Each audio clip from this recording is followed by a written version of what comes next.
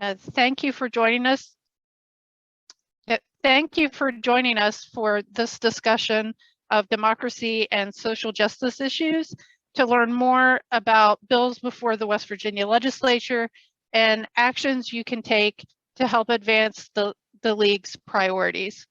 I'm Julie Archer. I'm co-president of the League of Women Voters of West Virginia, and it's my pleasure to introduce our panelists for today. Joining us from Morgantown is Judy Ball. Judy was born and raised in West Virginia and graduated from West Virginia University. And like many young people, she left for opportunity, first for graduate school, then for a career with the federal government, mostly in Maryland, just outside of DC. After more than 20 years of public service, Judy retired to Oregon in 2008, but there she continued her public service as a member of the Corvallis, Oregon School Board and the Corvallis Planning Commission.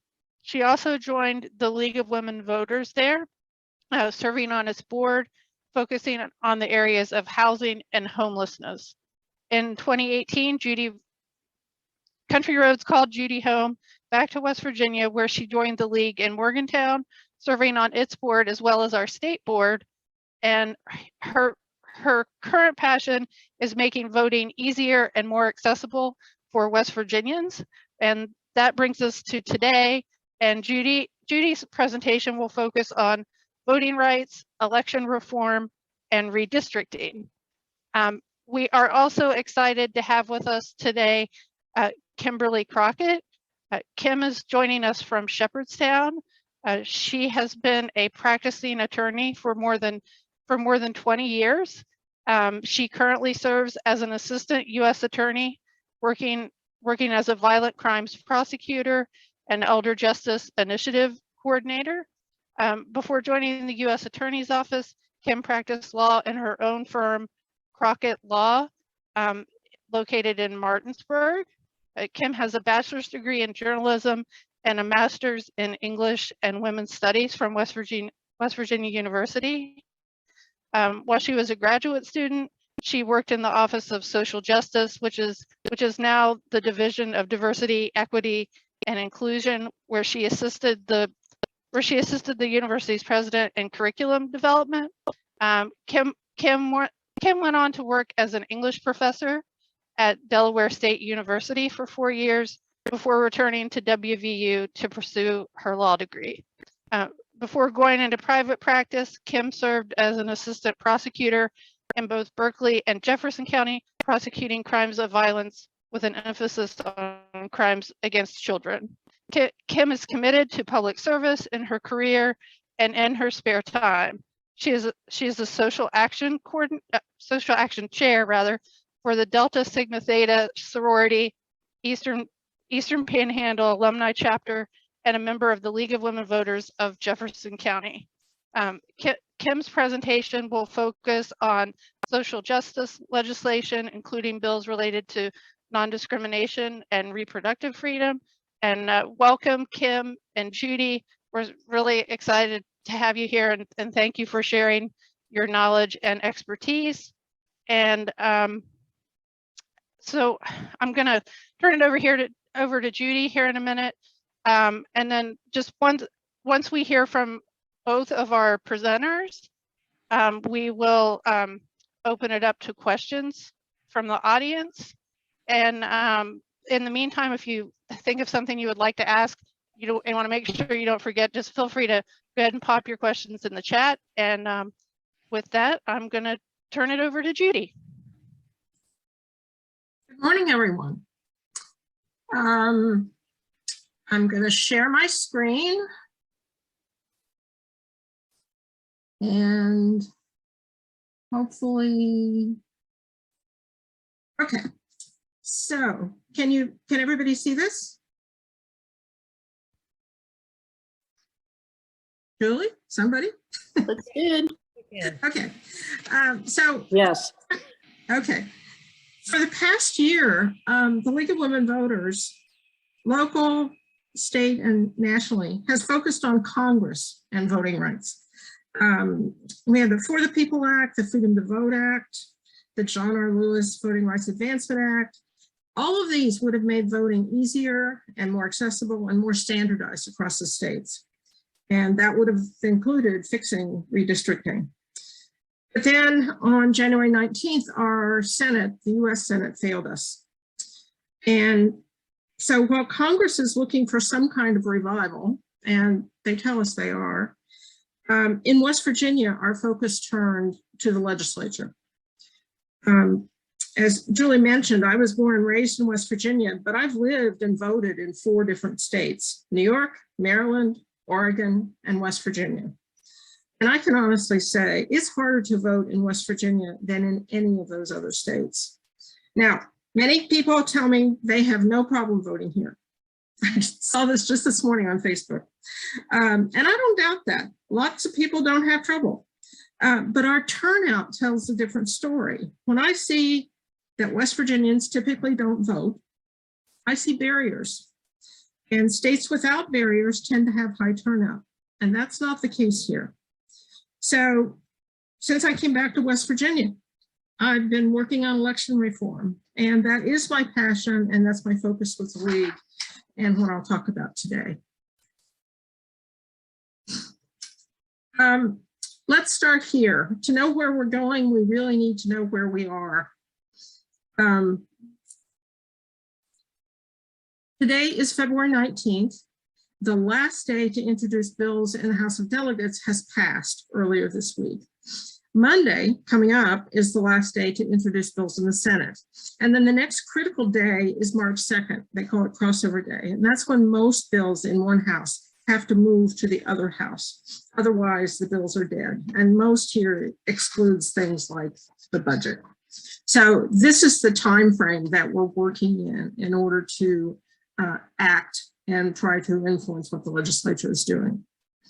So my agenda today, given that background, I have 4 topics to cover and frankly, not a lot of time. First, you need to know about the State League's priorities on democracy, and I'll give you the overview. Second, I want to talk about bills pending in our legislature to enable no excuse absentee voting, and I'll tell you why that's important. Third, there are some redistricting bills worth mentioning because how districts are drawn affects the value of our votes. And fourth, I'll review just a few specific election-related bills in the legislature. And we won't be able to go through them all, but we've made this presentation and contact information available in case you want to follow up. So, topic 1, our priorities. The State League decided that rather than try to prioritize too many things and not cover any of them very well, we would focus on 3 priorities for the legislative session: democracy, social justice, and environmental protection. And here are the details on democracy. These details focus largely on making voting easier and more accessible. Topic 2. No excuse absentee voting. One of the best ways to make voting easier and more accessible is letting people vote from home. In West Virginia, the vehicle to do that is absentee voting. This is a scary topic for some folks. I recognize that. How many times have I heard, I want to go to the polls, or there will be fraud? But I'm here to tell you that change can be good. And we saw change in 2020. If we were to go looking for a good outcome from the pandemic, this would be it. Everyone was eligible to vote absentee in 2020 and proved that easier voting is possible. How did this happen? Well, because of the pandemic, the governor issued an emergency order. The Attorney General reinterpreted West Virginia voting law in light of the emergency, and the Secretary of State carried it out. Voters had little notice and almost no education about it, but it worked. The typical absentee rate in West Virginia, typical year to year, is 2%. In 2020, 50% of the ballots in the primary were absentee. That's when every voter was mailed an application. It was just a postcard to apply for an absentee ballot. It was so easy, and people took advantage of the opportunity. For the general election, the Secretary of State changed the rules. Surprise! No cards were mailed. Instead, he launched a website for requesting an absentee ballot. And this was decidedly odd since West Virginia's broadband penetration is among the worst in the country. Absentee ballots fell to 18% of the total. That's still 9 times the typical rate. But at the same time, early in-person voting ballooned to 33%. So regardless, more than half of the ballots cast in 2020 were from voters choosing not to go to the polls on election day. And fraud, even the Secretary of State admits it was virtually non-existent. So why would we do universal absentee voting? The 2020 successes simply can't be repeated without the legislature acting. The executive order is gone. The Attorney General and the Secretary of State have to follow current law. What's wrong with current law? Many voters simply aren't eligible to vote absentee. And for those who are, the rules are so complicated for voters and for clerks. More than a dozen eligibility categories in our law. And good luck figuring out which pigeonhole you fit into legally. When it's too complicated, that's a barrier. So the old way, current law, depresses turnout. And West Virginia is a perfect fit for universal absentee voting. We're rural, we have a lot of people who lack transportation, and our demographics make what I call kitchen table voting very desirable. Now, politicians will tell you that vote by mail of whatever flavor benefits the wrong party. And politicians of both parties will tell you this. There's also no evidence to support it. We could possibly save taxpayers money. In states that do all mail-in voting, elections cost a fraction of what ours do. And frankly, security is just not an issue. Absentee voting is as secure as polling places, maybe more so. And we need to sort of tune out the misinformation about this. And finally, the pandemic, despite what you read in the paper, it really isn't over. So we have 4 bills pending on universal absentee voting. HB 4468, and on full disclosure, I want you to know that I worked on drafting this bill.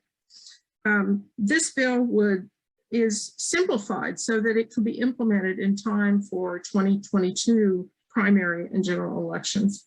It would permit all registered voters to vote absentee.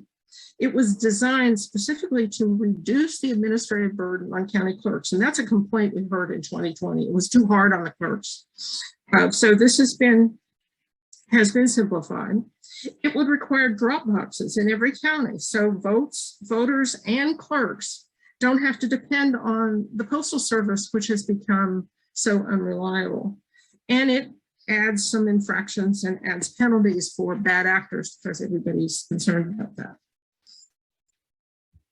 So other bills, SB 200 is actually similar to 4468, but it's more similar to HB 2814 from last year's legislative session. The main problem with SB 200 this year is it's simply too comprehensive, so it would be impossible to implement for 2022. SB 240, it removes eligibility requirements for absentee ballots, but it fails to specify methods and procedures surrounding that. And those methods and procedures can be important. And HB 2928 is similar to 240, but it also has the same limitations. So this is the overview of absentee voting and something that the State League has been pressing for, contacting legislators. So topic 3, let's move on to redistricting. You might ask, didn't we just do that? And that's the reason redistricting is a priority. We should strike while the recent redistricting mess is fresh in our minds. Based on what we saw during redistricting just last year, this is an area that is ripe for reform. So there are a few bills and a couple of possible constitutional amendments. SB 253, it's highlighted here in red because what I did was I highlighted in red any of the bills that are actually moving in the legislature. If they're not highlighted in red, they're sort of stuck. 253 was proposed by the Secretary of State, and it's actually an important bill because some of the counties in West Virginia failed to submit proper data to the census for 2020, and that caused problems during redistricting. HB 2099 changes the number of districts for the Senate and House, and this may be a good idea. I simply don't know why. HB 2049 in particular creates an independent redistricting commission. And there are two House resolutions that would do similar things. The whole idea here is to try to take the politics out of redistricting. And that's the method that's favored by the National League. The whole idea of taking politics out of redistricting. This is going on in other states. We've seen commissions work and not work in those other states. It really is all in the details. And finally, HB 4099. Again, full disclosure, I worked on drafting this bill. This bill assumes that politicians will never choose to take the politics out of redistricting. Instead, there are some methods to improve the process, to increase transparency, and to promote more informed public involvement in the process. So this bill would write into law a requirement for multiple public hearings. Right now, the legislature decides that on their own. A mandate that maps and technical data be made publicly available prior to some of those hearings. That wasn't done this time, and the hearings were less than helpful as a result. And it would also require it would set aside a 15-day public comment period on the final maps before the House and Senate take their votes for approval. And if you remember the chaos that we saw happen in the Senate during the last redistricting cycle, this 15-day comment period could have really come in handy, if nothing else, as a cooling off period. These ideas didn't come about from whole cloth. They're actually best practices that are borrowed from the states of Oregon and Michigan, and they could be improvements in West Virginia even without a commission. So let's move on to some bills, some other bills. So what I did was I took all of the bills in the legislature's database that are listed under the subject elections. I reviewed each bill, and a colleague suggested to me that I assign a grade, classify them as good, bad, or ugly. Now, reasonable people may disagree with my grades, that's fine. And finally, as you know, things move in the legislature. So this is last updated on the 18th, yesterday. You see here that most of the bills, both in the House and the Senate, I classified as good. They may be good because they don't do bad things, but for the most part, they sort of nibble around the edges. They don't do big things. Fair number of bad bills, and then there are some bills that I said are just out and out ugly. So let's talk about some of the good bills. And these are ones that you may want to weigh in on with your local legislators. Same-day voter registration. This would, from HB 2625, would permit election day registration. The unfortunate part is that without electronic registration, it turns into a process that's kind of clunky, but it's a good start. HB 4693 would require the Secretary of State to create a digital voter database. This bill was just introduced this past week. It would require one computerized system for the entire state, which could probably serve as the foundation for same-day voter registration. It's interesting that current law permits the Secretary of State to do this, but he hasn't. So this bill would mandate it. We have two bills, SB 20 and HB 3160, that would go a long way toward improving information available to voters.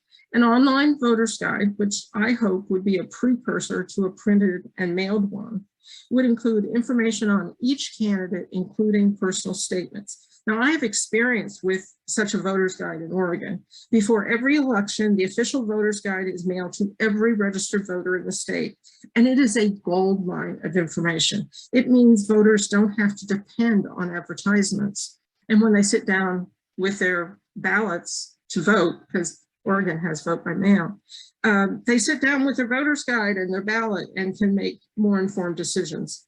Another good bill is making election of county prosecutors and county clerks nonpartisan. I'm especially excited about the latter. Our county clerks administer our elections, and that should be a nonpartisan, an apolitical activity. That's HB 4700. Another set of good bills. We have three bills that would permit former felons to vote. One of them here is highlighted in red, is moving. West Virginia law currently permits former felons to vote, but only after probation and parole has been completed. These bills would change that. And then three bills would align local and special elections with statewide elections. And this would likely increase voter turnout and would certainly save taxpayers money. And one of those, HB 4353, is moving. We recently had a special election in Mon County that the turnout was 8%. So keep that in mind. A few bad bills. As a matter of principle, I have classified anything that changes the absentee rules without a wholesale overhaul as not being progress. So I classify these change absentee rules as bad bills, even though HB 4312, the legislature loved it. And I think everybody in the legislature voted for it. I opposed it. And then there's a cluster of bills that when I read them, I just think they're nothing more than political, and they serve no other worthwhile purpose. And the best example of that is the one at the bottom there, and HJR 106 is moving, and that is to make school board elections partisan. More bad bills. There are a whole slew of bills that create questions about election security. And I have to say, our Secretary of State is really good at raising questions about election security and spreading misinformation. And these bills feed right into that. We have more information, more misinformation than we know what to do with. And at least three of these bills are moving through the legislature. Then we have some very bad bills. This is the truly ugly. And this is just a selection of them. And I'm not going to go into them. They're that bad. So,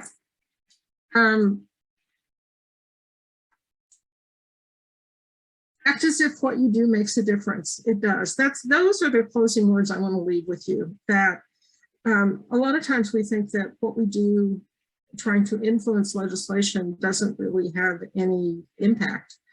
A friend of mine who serves in the legislature, this is his last term, tells me that the reality is that bills usually don't pass on their first try. Instead, you have to nibble away over time at issues you care about. And eventually, persistence pays off. And I believe this. What's happening in the federal voting rights legislation. They persist. And eventually, I believe, we will get something good out of that. As members of the league, we must act as if what we do makes a difference until it does. And I urge you to weigh in to try to make voting easier, more accessible in West Virginia. Thank you.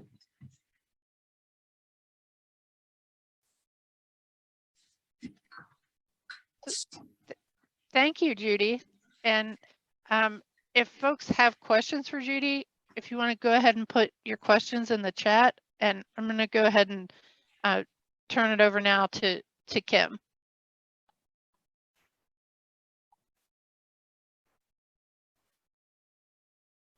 Kim, okay, great. You got it.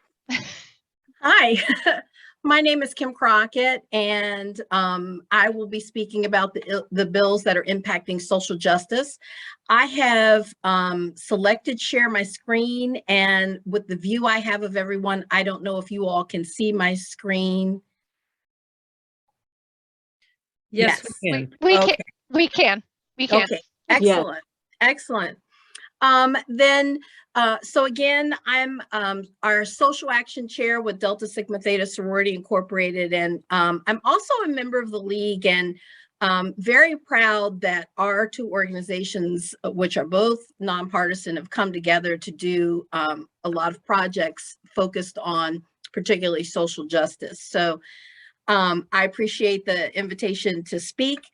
Unlike Judy Ball, I am not an expert, but what I am is a member who's curious and concerned. And I think if we all are members who are curious and concerned, then we all have the ability to just delve in and see what we can learn about the legislative process and what bills are important to us. And so I'm going to talk about bills that fall within 5 categories. The first is divisive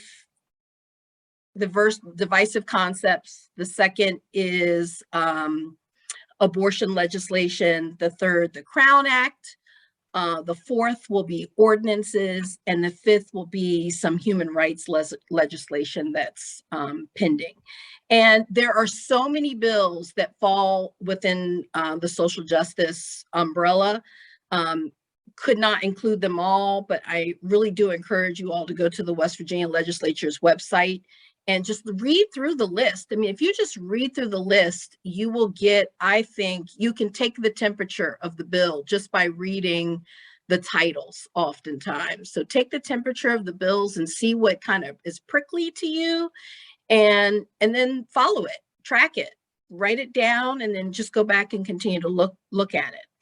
So let's start first with our divisive acts. I really do think that this was a push nationally after a lot of discussion popped up dealing with critical race theory. I think that really was a jumping off point. And simply put, I'm going to talk about 5 bills that impact divisive concepts or critical race theory.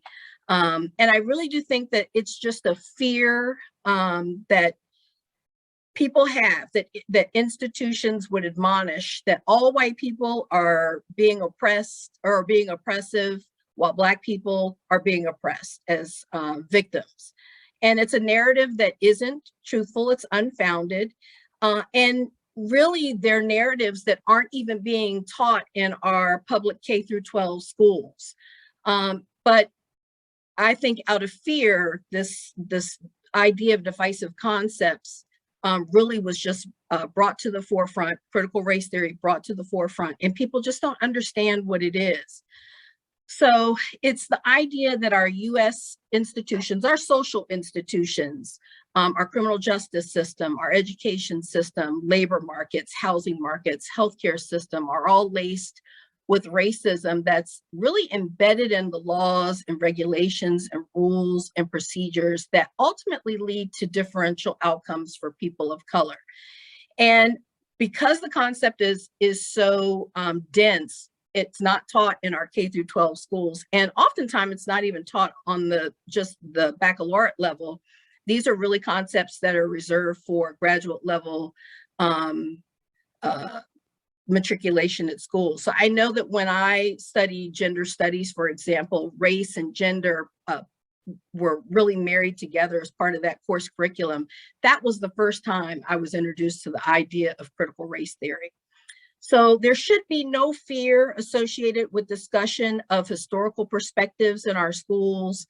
But despite that, there are these bills that have been proposed for just that reason. And here are a few. So Senate Bill 45, Senate Bill 182, all talk about divisive acts or teaching divisive concepts. It prohibits schools and charter schools from teaching students to believe certain concepts. Believe certain concepts. So just think about that. Something concerning about them is that it does allow for dismissal of teachers. So if there is a concern and someone brings that concern forward, it's so very subjective, the idea of whether someone has been teaching history, the curriculum approved by the school, versus whatever is believed to be these divisive concepts. I would note that I don't have it listed here, but Senate Bill 587 is also concerning because it creates a tip line for reporting teachers. So keep that in mind, Senate Bill 587. People who don't understand these concepts thinking, oh, my kid is learning because they're talking about slavery, for example, as part of the course curriculum, a tip line report goes in related to a teacher teaching critical race theory, and then now the teacher has to go through some kind of administrative review through the school. So let's see. Let's move to our next slide. House Bill 2595 and House Bill 4011. Again, these are focused on the same divisive concepts. I would note that House Bill 4011 really establishes an anti-stereotyping act. Again, these concepts that just aren't well defined.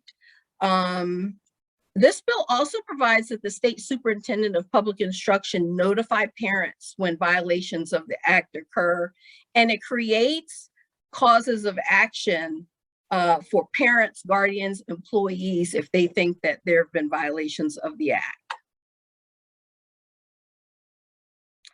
And then House Bill 4016, again, another anti-racism, anti-sexism, and prevention of political economic bias in school curriculum and pedagogy act of 2022. Again, prohibits this idea of race stereotyping, biologically or genetically counterfactual instruction, or biased and historically inaccurate accounts of history, political, economic systems.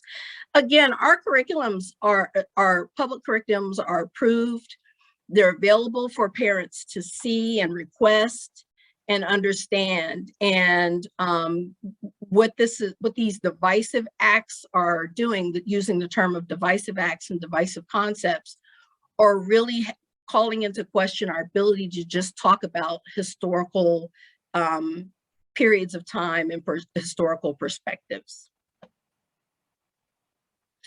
I will turn now to some of our abortion legislation. Since the Supreme Court's 1973 landmark decision in Roe versus Wade, states have really struggled to carve out abortion law, codifying and regulating and limiting whether, when, and under what circumstances a person can obtain an abortion. In the decision, in the Roe decision, the Supreme Court ruled that women had a constitutional right to abortion, and that right was based on implied right to privacy emanating from the 9th and 14th Amendments. And we know that decision is now being reconsidered by our Supreme Court, and we should have a ruling sometime in June on the Dobbs case that was recently argued. But I wanted to talk about West Virginia just briefly. So West Virginia currently requires a physician be the individual who performs an abortion. It's prohibited after 20 weeks, except in cases of life or health endangerment. Public funding can be used to provide for medically necessary abortions. Individuals can refuse to participate, though, if it's against their conscience. Counseling's not required, and right now there's no waiting period in West Virginia, but parental notice and consent is required for minors.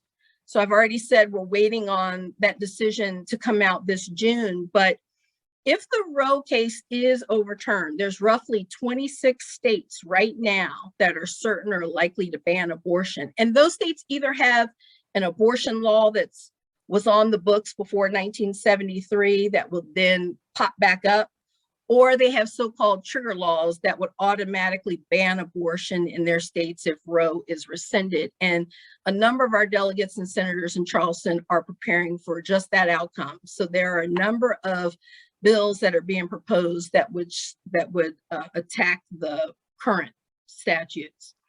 The first is the West Virginia Human Protection Act, and it makes abortion and attempted abortion a felony in West Virginia. You know, before I talk about that, I should just back up and just say there's also Senate Bill 24 and House Bill 2545 that I wanted to mention that's popped up before. And this is the West Virginia Freedom of Conscience Act and the Religious Restoration Act. And these are general legislation that's been proposed that would prohibit interference in a person's free exercise of their religion against state action. So unless a government interest is compelling, there's not at least restrictive means to achieve it. Basically, what this provides for is the ability of an individual, a person, to refuse to do whatever might, in their opinion, interfere with their religious freedom. So to give you an example, let's say I'm an owner of an establishment and I have an objection to what I think are people who live a lesbian, gay, bisexual, transgender, queer lifestyle. Then I might say, I'm not going to serve you. I'm not going to allow you to be in my establishment because it interferes with my religious freedom. That bill is pending. And I think that's kind of a foundational bill that puts us at a position where we can start to attack issues and concerns that we disagree with, that we have a political disagreement with. And so I just want to put that kind of foundation in the background. So Senate Bill 601 is the Human Life Protection Act. It again provides that an abortion or an attempted abortion would be a felony offense. And while it criminalizes abortion, it doesn't create a cause of action against the mother, but individuals who assist or perform the abortion. Senate Bill 94 and Senate Bill 212 create the Fetal Heartbeat Act. So physicians cannot perform or induce an abortion on a pregnant woman until they've determined if there's a detectable heartbeat. And this happens around 6 weeks of pregnancy. And so by the time a woman gets to a doctor and has learned that she's pregnant, that 6-week period has often gone by in most cases. It also provides that whoever violates the statute is guilty of a felony and could be fined $10,000 or put in prison for not less than 1 year and not more than 2 years. House Bill 4049 provides for a civil penalty also against doctors who perform abortions without determining whether or not there's been a heartbeat. And this is very interesting. It also creates a cause of action in fathers of unborn children. So let's say you have a father who disagrees, with the woman's decision. She's able to get an abortion. Now fathers have a cause of action for the murder of their unborn child. Senate Bill 158 provides an obligation to keep statistics. And the interesting thing about these statistics, they claim that there's been an increase over the last 10 years of terminations of pregnancy through the West Virginia Medicaid program. And so what their thought is let's collect some data and see who's having abortions and what the factors are that they're considering in reaching that decision.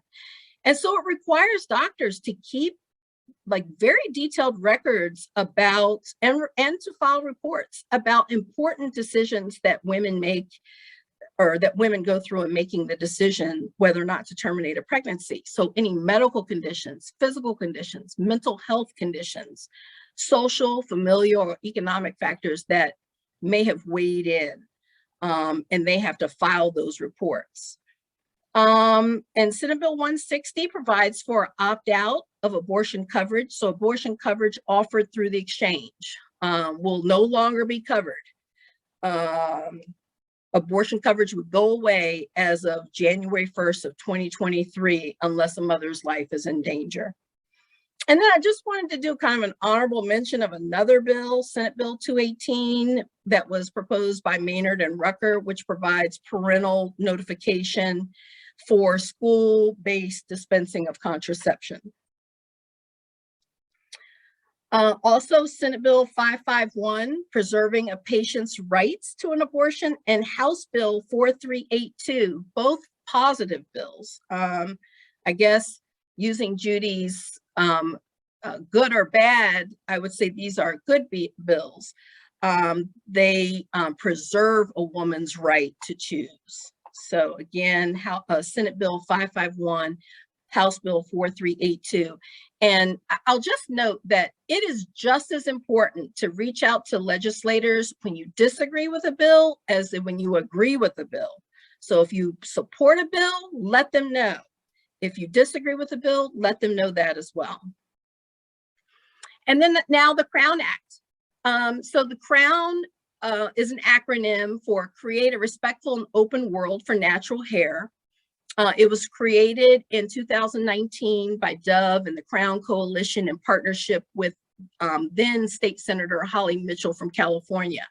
And it was to ensure protection against discrimination based on race-based hairstyles or extending statutory protections to hair texture and protective styles such as braids, locks, twists, knots, afros that are worn in the workplace and in schools.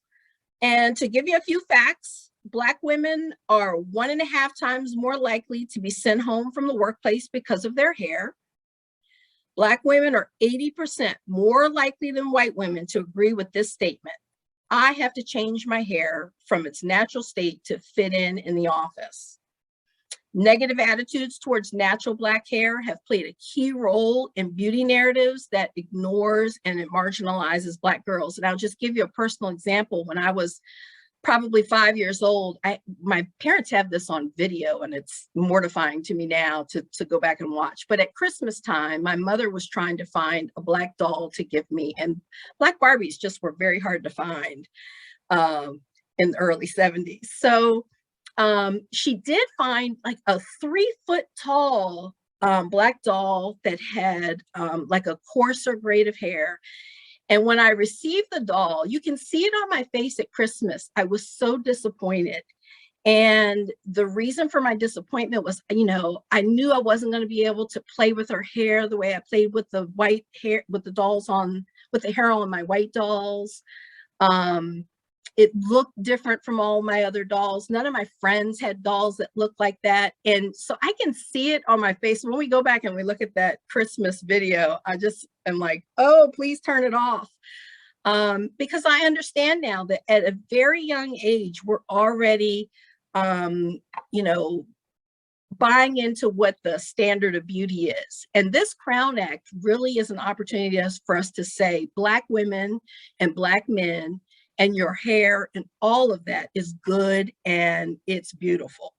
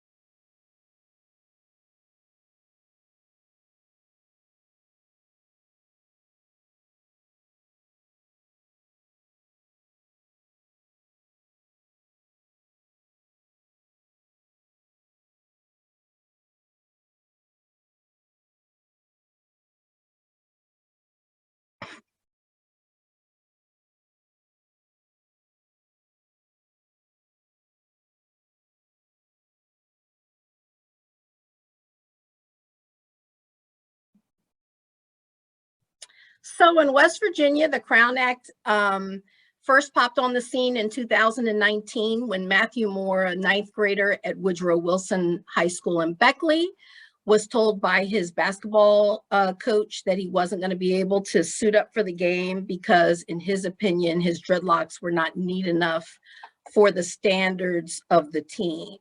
And when his mother found out about it, I mean, she was just really appalled. When she found him, he was trying to comb his locks out of his hair. And for those of you who don't know, locks, when they're locked in place and are twisted, particularly over a long period of time, you can't comb locks out. They have to be cut out. And so that whole experience didn't sit right with her. And so, you know, she began to mobilize, and with the help of Delegate Walker, it's been proposed now multiple times without success, however. So the legislation permits ethnic people to wear their natural hair textures and hairstyles in school and in the workplace without negative repercussions. I'll note that when I was listening to the legislative update with the League of Women Voters and our delegates and senators in Jefferson County, Espinosa spoke and was asked that he responded to the Crown Act specifically. And his response was that it's an isolated incident and it's common sense that we don't discriminate based on hair, but that this was just one isolated incident and it should have been handled by the school board. And I found that troubling, just the lack of insight. This policy touches more than 65,000 Black people living in West Virginia. And so, as I mentioned, Delegate Walker and others proposed Senate bills and House bills in 2020 and 2021, and again this year. And it would expand the definition of race in the Fair Employment and Housing Act to include protections for hair texture and hairstyles, including dreadlocks, twists, afros, braids, hairstyles such as that. So we have House Bill 2698 and Senate Bill 148, both designed to do the same thing, to recognize hair discrimination, to make it illegal to discriminate based on hair textures and hairstyles. I will also note, as I lead into the next session, which will be about ordinances, that when there were these negative attempts to pass this legislation on a statewide level, advocates hope that by working through local ordinances, discrimination on hair texture and protective hairstyles would help grow awareness and demonstrate support around the state. So with the help of the Human Rights Commission, Morgantown was the first city to pass an ordinance against discrimination based on hair. Then it was passed in Huntington, then it was passed in Charleston and in Beckley, and it's pending right now in Dunbar. And so in response, I believe, to the Crown Act and to Fairness West Virginia, the Carnes Amendment has popped up, and it's basically an attempt to eliminate the impact, the positive impact that these ordinances have had around the state. So looking at the bills that impact these ordinances, Senate Bill 71, House Bill 2091 and 2232, legislation to eliminate these initiatives that we just talked about, the Crown Act, specifically Fairness West Virginia. And when talking about the Senate Bill 2091, Fairness West Virginia Executive Director Andrew Snyder said the bills are an attempt to overturn these ordinances that were passed by counties and municipalities as far back as 2007. He added the bills would deter local governments from passing fairness ordinances, and I would argue ordinances that expand protections against discrimination, and make it illegal to fire someone to deny them housing based upon sexual orientation, gender identity, or, hair texture, as we've just been talking about.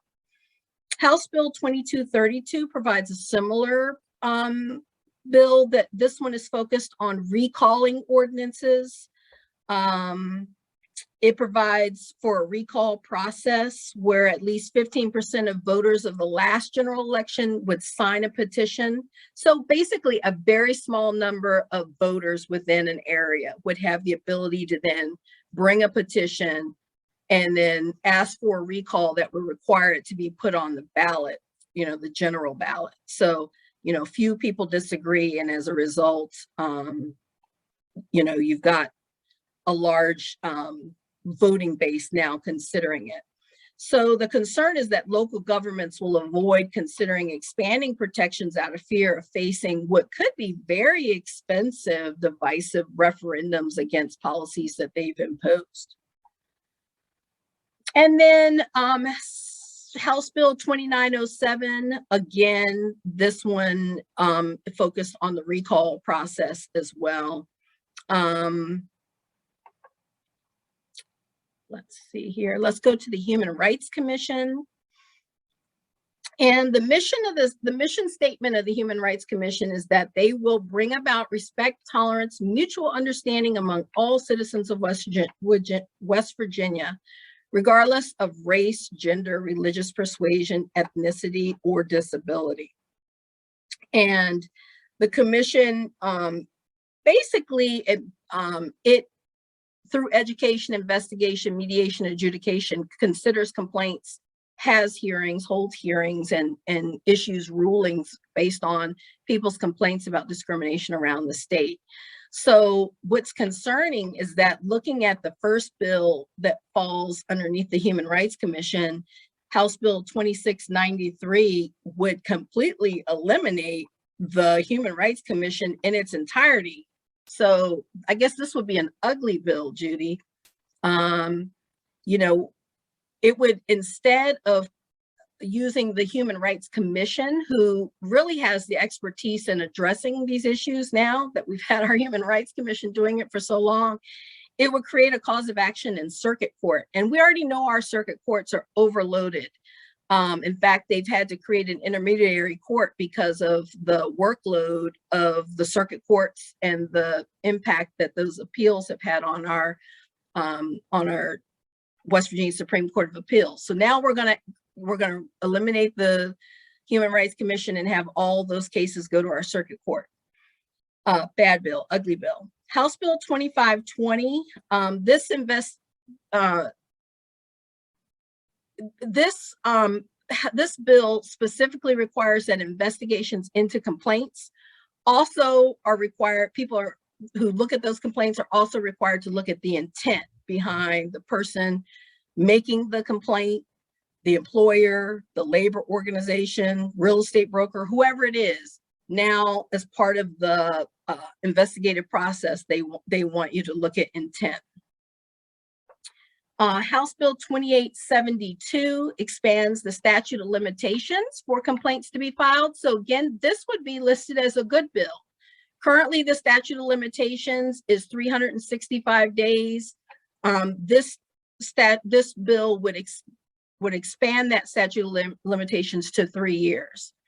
And then House Bill 2595 adds sexual orientation and gender to the categories covered by the Human Rights Act and defines those terms. Senate Bill 156. This also adds sexual orientation and gender identity to the categories covered by the Human Rights Act, prohibiting discrimination in employment and places of public accommodation. It also adds age, and it defines those terms: age, sexual orientation, and gender identity. And then Senate Bill 256, this bill prohibits civil rights violations based on disability, gender identity, and sexual orientation. And in criminal cases, it removes from consideration the defense of a right to free speech as a justification for the hate speech or the discriminatory speech that was used, except in certain circumstances. So again, this would be a good bill. And then I just put in a couple of other bills. Just keep your eyes on these bills. House Bill 2174. This is the West Virginia Monument and Memorial Protection Act and it was first popped up in 2021. It's back again, House Bill 2174. So this legislation is offered in response to, I think, national efforts to remove Confederate monuments from around the country. And the monuments promote racism on public lands, and the monuments represent the Confederacy and celebrate the Confederacy, which includes the succession of 11 states from the Union in their effort to maintain slavery. So the Confederacy was defeated, and these monuments must be defeated too. So a bad bill. And then there are a couple here. I included the Promise Scholarship bills that have popped up. One in particular, 2315, would convert the Promise Scholarship to a loan if the individual who receives it decides to leave the state after graduation. There are just so many young people across the state who rely on the Promise Scholarship to afford college or coursework after they finish high school. And the idea that we would take these benefits away from them when they have earned them with their hard work and their, their focus on their education is very concerning. So keep your eye on these bills as well. And then I have one more, I think. If I can get my mouse, there we go. And these are the Katherine Johnson and Dorothy Vaughan legislation that's out there, really just naming some legislation and providing some financial educational benefits to students while recognizing the contributions of two really fantastic math computers. They were considered computers with their knowledge. So just keep your eye on those as well. And remember, please talk to your legislators. Don't be afraid to pick up your phone, send them emails, write them letters, let them know what they're doing that's good, but also let them know what they're doing that would be harmful to the citizens of West Virginia. Thank you.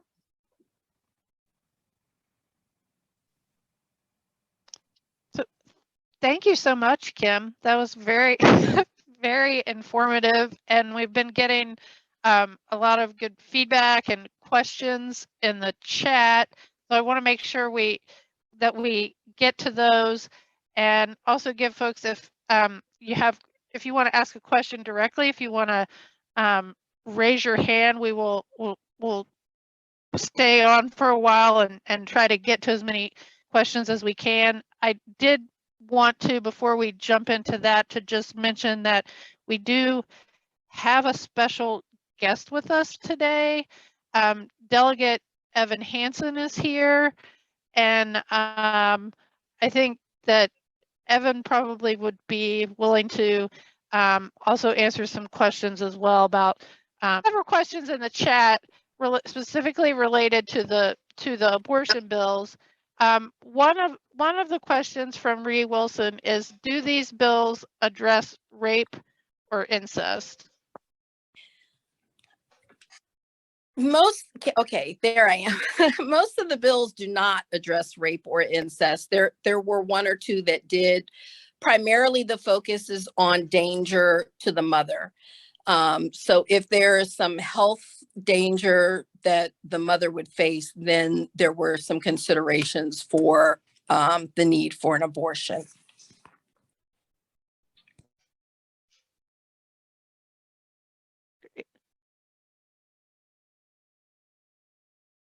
Let's see. I think where there's a couple of other questions specific to the abortion bills.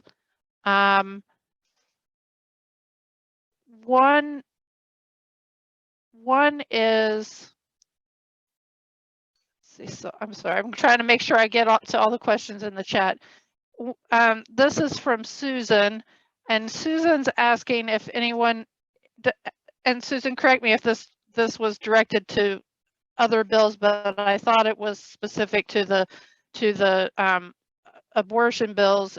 Does anyone know of a forum, online or in person, where people who favor and oppose these bills can listen to one another, hear the thoughts, etc. of those on the other side. You know, Susan, there are a couple of Facebook pages that I follow, but I always find that dangerous. And I hardly ever recommend them to people because it's really just other lay people, you know, reviewing them. And I hate getting my information, any information for that matter, from Facebook or social media. But I do like to follow them just so that I can hear the temperature of what's going on around the state. So I look for those, but that's all I'm familiar with.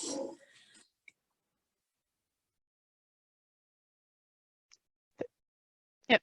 Thank you, Kim. And then I think this is the last question specific to the abortion rights bills, and this is from Judith, and Judith asks, how do the abortion rights bills, especially the bills to protect abortion rights, how do these tie in to the 2018 constitutional amendment? And Kim, you want to tackle that? And then I know Delegate Hansen is a sponsor of that bill, so he may want to also comment on that. I was just going to suggest that Hansen responded that because I do know that he's the sponsor of the bill. This is perfect segue. I could try. So I think you're asking about the proactive abortion bill, 4382, the one that I sponsored with Delegate Walker, and there's actually 5 co-sponsors of that bill now. What we did is we went through state code and tried to identify all the restrictions on abortion in state code that go above and beyond federal code. And there are so many that we actually missed one, we realized after we submitted the bill. But it includes things like the Born Alive bill that passed a couple years ago that require the transportation of a fetus to the hospital in certain situations. There's explicit prohibitions against using telemedicine for abortion services and a host of others. But we did not specifically address Amendment 1 because that's an amendment to the Constitution. So that would require a whole different vehicle. You couldn't do that through a bill. You'd have to do that through a resolution, a certain type of resolution that passes the legislature and then goes to the people for a vote like Amendment 1 did. So no, we didn't address that.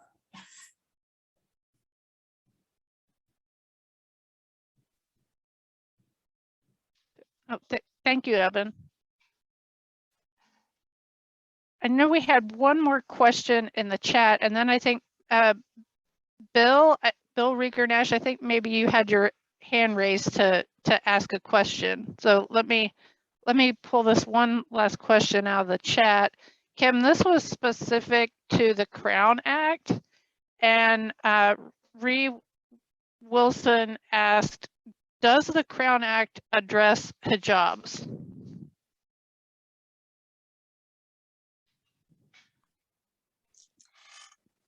It doesn't specifically list hijabs, but it's not an inclusive list. The list is expandable. So, you know, my interpretation would be that it could, absolutely, but they are not listed specifically within the bill.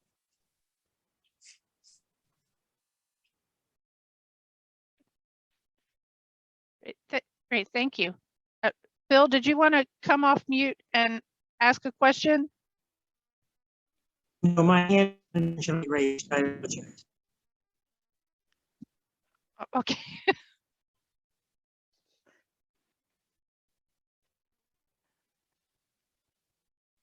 Well, does anyone else have? We have some time. We can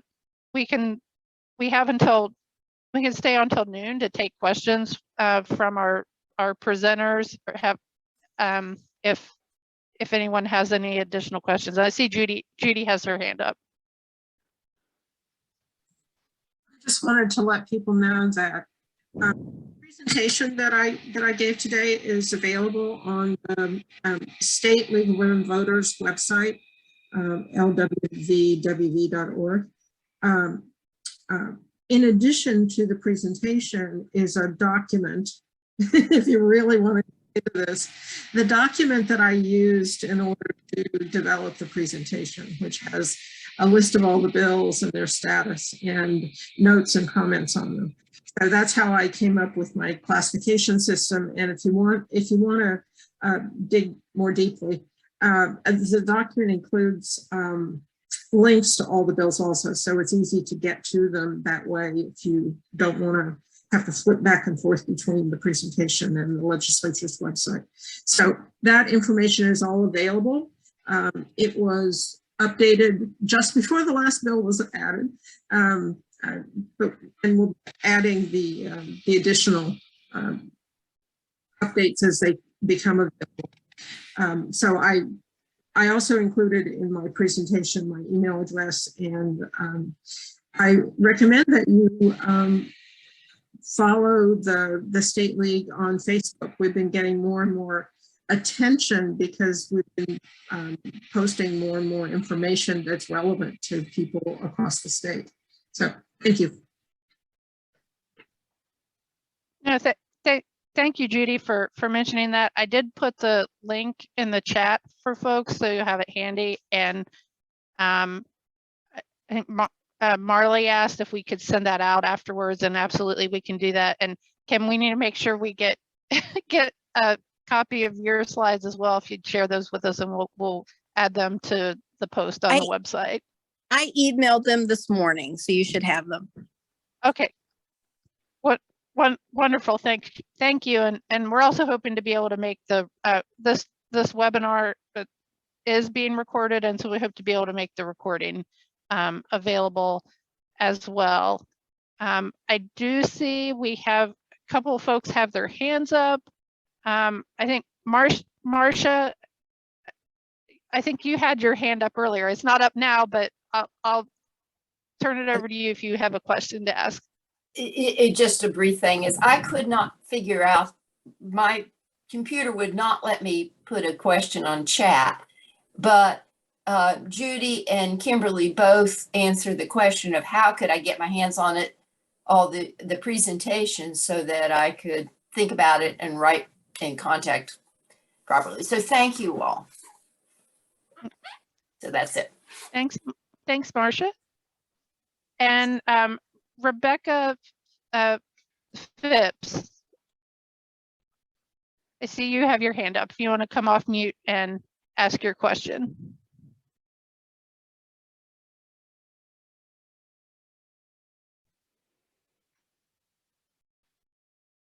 Well, maybe Rebecca stepped away for a minute. So I see Evan has his hand up. So Evan, I'll let you go, and then we'll come back to Rebecca.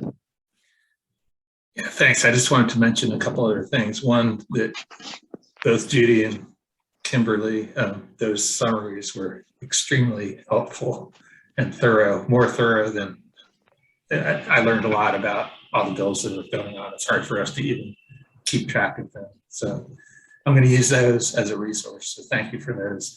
And then just one more piece of information about the rape and incest question. The restrictive abortion bill that's moving through the process is the 15-week ban that's modeled after the Mississippi law. That's House Bill 4004. And when that was on the House floor, but also in committee, the rape and incest amendment was offered.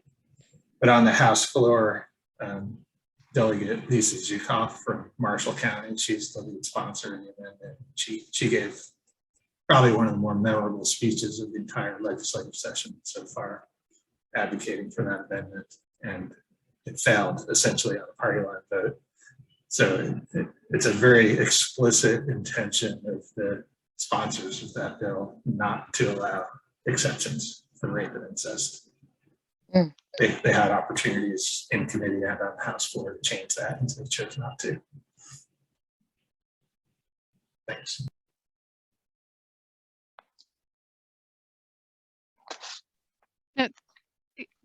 thank you for sharing that, Evan. And I know that was one of the bills that was kind of highlighted, or the focus of the West Virginia Public Broadcasting's legislature today, from Friday evening, and those are archived on their website if you want to, if folks wanted to check that out. Rebecca, do you want to Yes. ask your question? Yep. Yes, thank you. Well, my question is that there just so very many bills. Either Judy or Kim, would you care to hazard a guess as to the chances of any of them actually passing on, and how many would you say are, or what they use? I don't hear the term pork anymore, but how many of them were just introduced to grab a headline and move on like that? But the one that would outlaw the teaching of history is the one I'm the most interested in. I think it's sitting, waiting to get on the House Judiciary Committee's agenda, and we hope it doesn't. But anyway, that's my question. I hope I'm making sense here.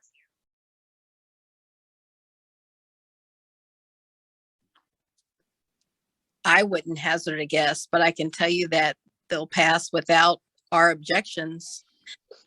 We have to communicate with our legislators, and not just ourselves. We need to encourage other people around the state to do the same thing with their legislators. We can't just stay focused on our small corner of West. You've got to look at it statewide. And if there are bills that we don't want to pass, then we need to be vocal about that. So, I mean, I just think we have to be vigilant. Okay, thank you. Julie, if I could add, I absolutely agree with Kim. I don't think we can go at this with a preconceived notion of what bills are going to move and what bills aren't. But I have to tell you that once bills get moving, it's like a boulder rolling downhill. That's the way our legislature works, because they have such a short time in order to do their work. One of the things I discovered in doing my analysis of the election bills is sometimes election bills aren't listed under elections. The bill to permit former felons to vote, the one that's actually moving isn't listed under subject elections. It's listed under public safety. And I missed it originally, and Julie pointed out that I had missed it. I think we need to choose our priorities and go after them, regardless of what those priorities are. The other thing I learned in this process is the Judiciary Committee, which gets a lot of these bills, both the House and the Senate Judiciary Committees, each of them has hundreds of bills on their docket. And so in order to get good bills to rise to the top, to try to raise the cream, we have to make our voices heard. And maybe it works, maybe it doesn't work this time, but maybe it will next time. We have to persist. And that's my best approach to doing this is persist. Thank you. Thank you, Kim and Judy. And Evan, did you have anything you want to add to that? Sure. I would add that if you're talking about all these divisive concepts bills or any of these topics where there's a number of bills on a similar topic, the majority party decides in their caucus usually on one bill that they're going to move based on which one typically has the broadest support within the caucus. So at least on the House side with the divisive concepts, they're moving 4011, which is the one that passed out of education and is pending in judiciary now. So that's the one they chose. I wouldn't be too concerned about the others, at least on the House side. And the key is to prevent it from being put on the judiciary agenda that Judy mentioned. And Judy also had that really helpful calendar. So unless it passes out of judiciary a week from today, it's dead. So if you're thinking about contacting the judiciary members and leadership, don't wait. This is the week. If you can prevent it from getting on the agenda this week, it will die. Evan, you were breaking up a little bit. Can you just repeat which bill was that you think? That was 4011. Thank you. 4011. Thank you.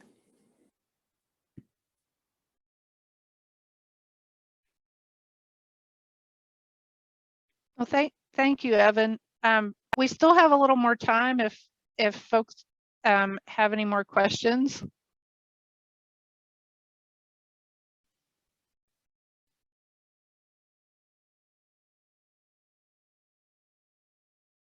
I don't see anybody with their hand up.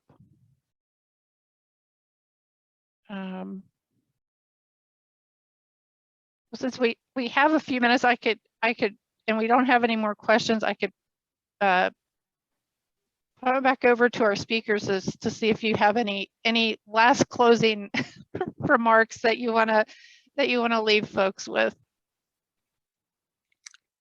I would just say, I'm not an expert like Judy. I haven't helped to draft any of the legislation, but what I am is a citizen of West Virginia who is concerned about the state. And so I think all of you are too, because you're on this call. We have to recruit people to join us, and we need to leverage partnerships. And so I would just encourage you all to not just make a single phone call or send a single email, but really just recruit people to do it with you. And thank you for the invitation. Oh, thank you, Kim. Judy, did you have any last words you want to? I don't, for once.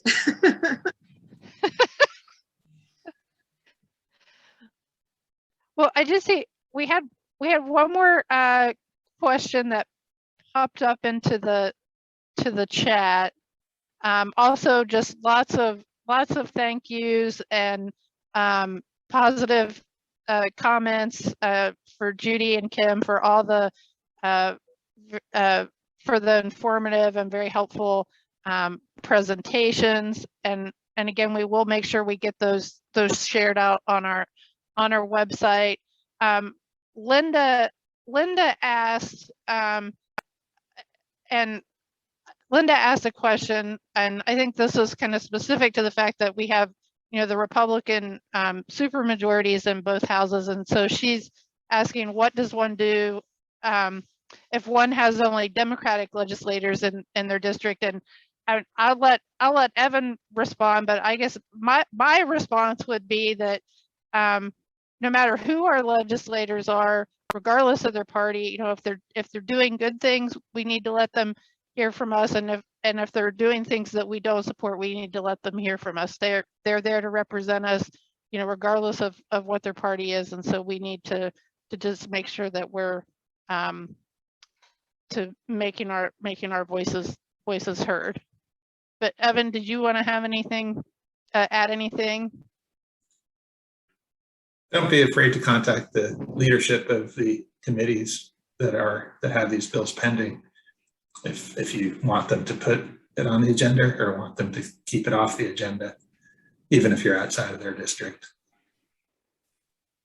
But definitely I agree with Julie. If you appreciate what some people are doing, tell them you appreciate it too, because it gets kind of lonely down here sometimes with just hearing criticism.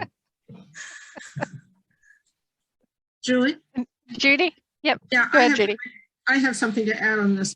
One is the bills that we talked about today, Kim and I talked about, these are nonpartisan bills. These are not partisan bills. And that's why the League of Women Voters is interested in them. We're not a partisan organization. And when I say I worked on drafting 2 of these bills that I talked about today, there's nothing partisan in those bills, nothing. So that's one piece. The second piece is I want to tell a story about what happened in the last session. In 2021, when bad election bills were being introduced in states all over the country, West Virginia's contribution to that was SB 565. And SB 565 would have done things like taken away the Saturday before Election Day for early voting and would have reduced the amount of time for early voting. That's one of the things it would have done. And SB 565 flew through the Senate, passed with an overwhelming majority in the Senate.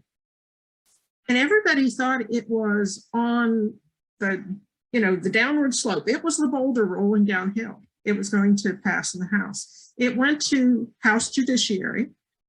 And remember, the Capitol was closed. So in order to get a public hearing, you had to request a public hearing that was going to be virtual from the committee chair. The committee chair was a Republican.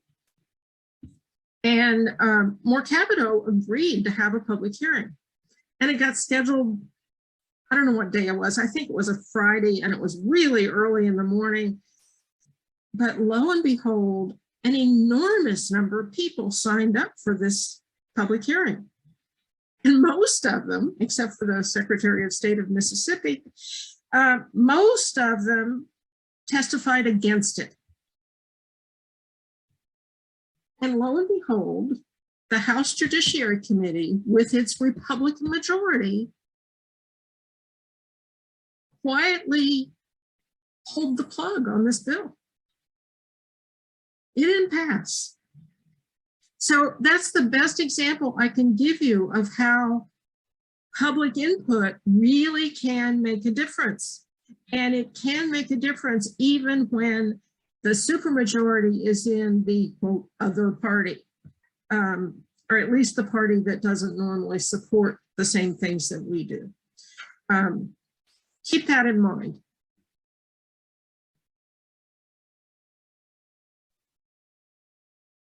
No, thank you, Judy, for sharing that story. And it is important to remember, like, to highlight the victories that we had when we all speak out against bad legislation or in support of bills that we want to see passed. So that was definitely a victory from the last session, and I think that's a high note to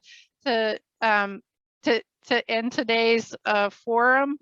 I want to thank everyone again for joining us this morning, and I hope that you all go away from this today inspired to take action. And thank you again to our wonderful panelists, Judy and Kim.